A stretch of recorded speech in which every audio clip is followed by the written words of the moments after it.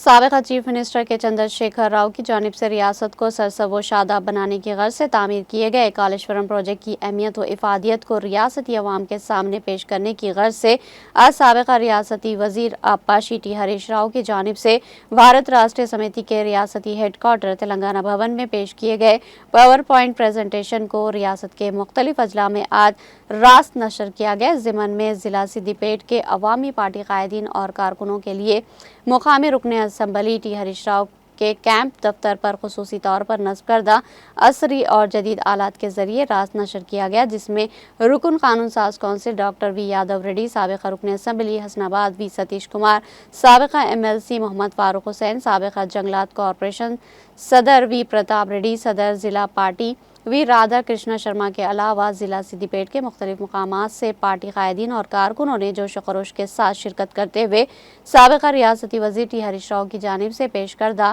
تمام تفصیلات سے واقفیت حاصل کی۔ نوٹ کیا کہ اس موقع پر انہوں نے پارٹی قائدین پر زور دیا کہ وہ حقائق سے عوام کو واقف کروائے۔